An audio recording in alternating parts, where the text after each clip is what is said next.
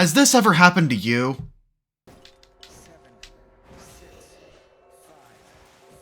Come on, get over there! Go! No! Ah! Wouldn't it be nice if there was a game where yelling and tilting the controller would actually do something and help you win? Well, you see, that's exactly what I have here today. We have produced a game with 3 different game modes. And the first one is silent. There's no mic input at all, you're just rolling the ball on the screen, trying to get into objectives, trying to score points. When you get inside of one of those zones, it turns green, and that tells the player, hey, you're in the zone, you're about to get a point. So, by keeping it in there, and precisely controlling the game with the tilt controls, they're then able to get points, and then eventually start competing on the global leaderboard, which is just the highest score that anybody gets. And for other game modes, you would need to do things in order for the game to accept your inputs, because in our classic mode, you actually need to shout in order to really get anywhere. And points are worth twice as much in our classic mode compared to silent, because there is one more step. So, there you go. And you might notice that magenta box, and I should let you know, that just launches the ball in a random direction. So, that's all the basic game out of the way. Our third game mode is called Screamer, and it involves you screaming, and the ball flying across the screen faster than any reasonable person can control it. You only need to touch the objective in order to get a point in Screamer mode, but good luck with that. Each time you score, it's worth 5 points. And so, that's the game. You get in there, you have 30 seconds to try and get into the objective, try to get the points. You do get a little bit of a time extension, because once you're inside an objective, it no longer counts down how much time you have left. So, you will always lose when you're trying to get somewhere, not when you're waiting to acquire a point. And that's the basic outline of what our project is.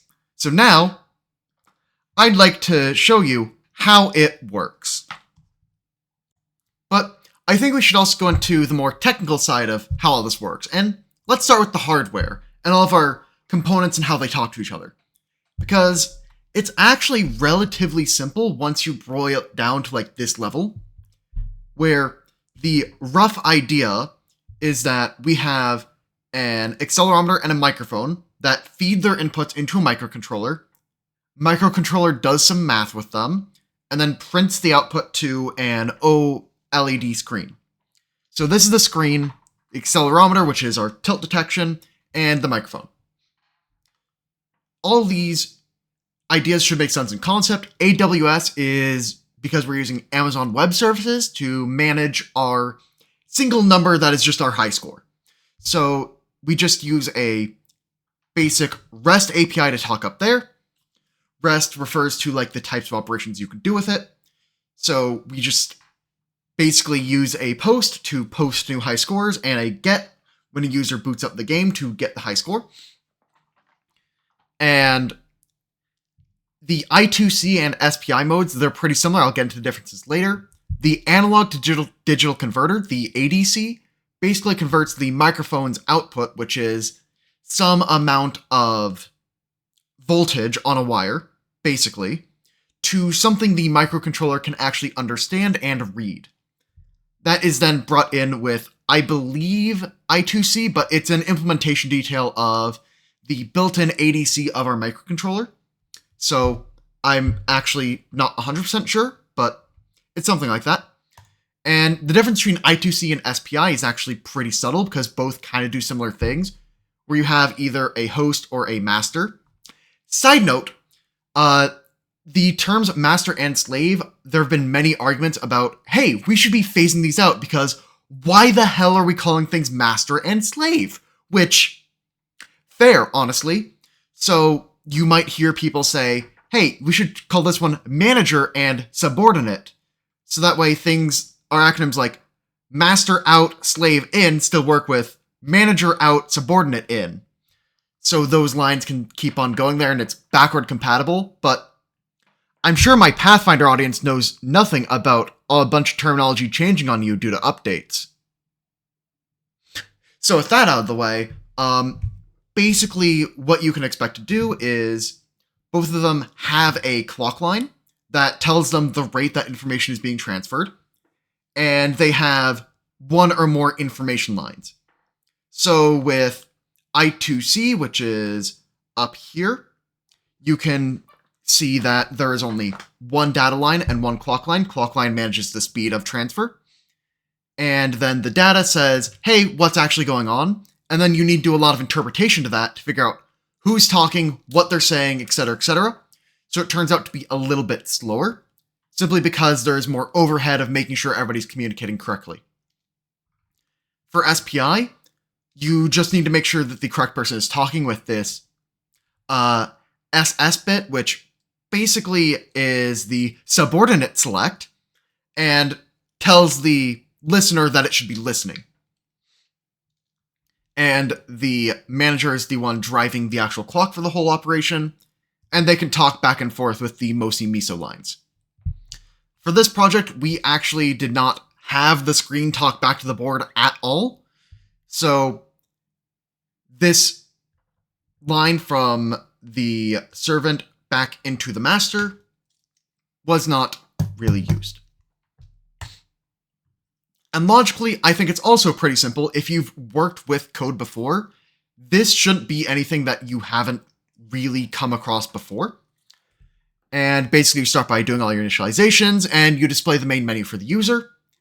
They can then select their game mode, do whatever, and game starts. You initialize all the game variables, and you then start the loop for the main game.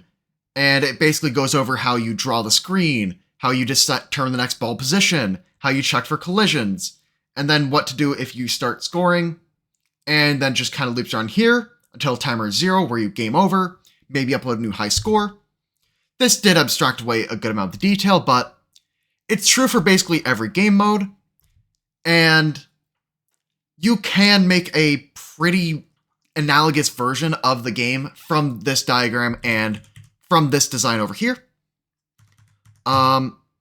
And I also want to quickly go over how we did the game mode select, because I think it was very hacky and something I want to draw attention to as the sign of the kind of elbow grease that went to this.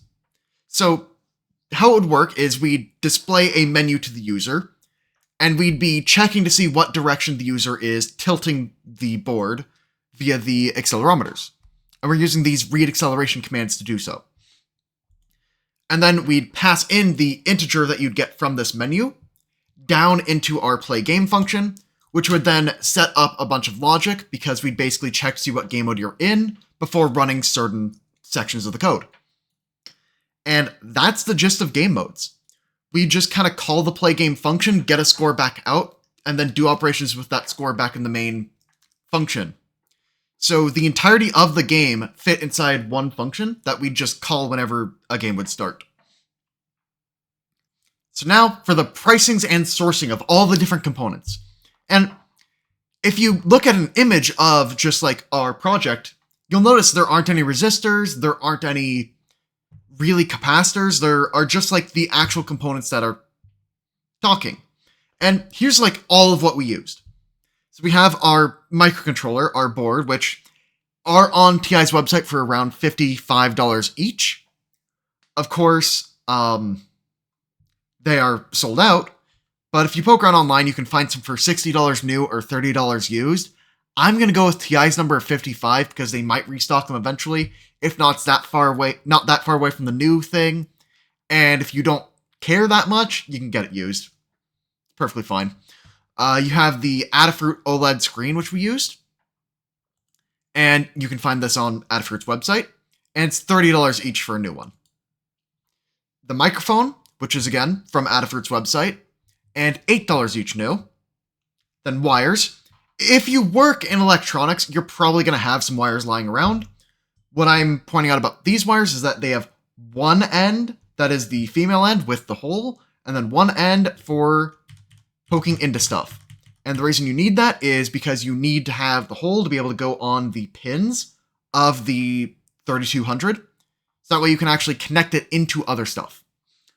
And the pokey bits are, of course, for going into the breadboard. So that way you can actually wire stuff up. But you can buy a whole bunch of these. This bundle of just this amount of wires is $2 on Adafruit's website. Wires are not very expensive, and you're likely to have them around if you're considering doing this project for yourself. Very common item. Breadboards, also a very common item. This is the Adafruit branded one, just so that way I can have it be consistent, and you can get like one large order from one company, because these are $5 each, and they can click together, which is nice. And again, a very common item. For me, when I was in circuits, I had this big breadboard from back when my dad was in college, and all breadboards are pretty similar. You just basically have all these holes in there, and in each row they're connected. And for these that have the colored strips, those are all connected vertically. So you can just wire up whatever you want on one of these and easily take stuff out, remove it around, whatever. It's a great thing for keeping stuff organized while you're prototyping. And then you have the total price, where you can see all the price of different components. Comes out to around $90. But for me, they were basically free with my tuition and the $60 materials fee of the class. And we did not need to spend any of our own money to acquire these materials, because the lab had all of them already. So yeah, that's this. And for the people that are following me for not this, I will be out of school soon and be making videos regularly again, eventually. Hopefully. I'll see you next week.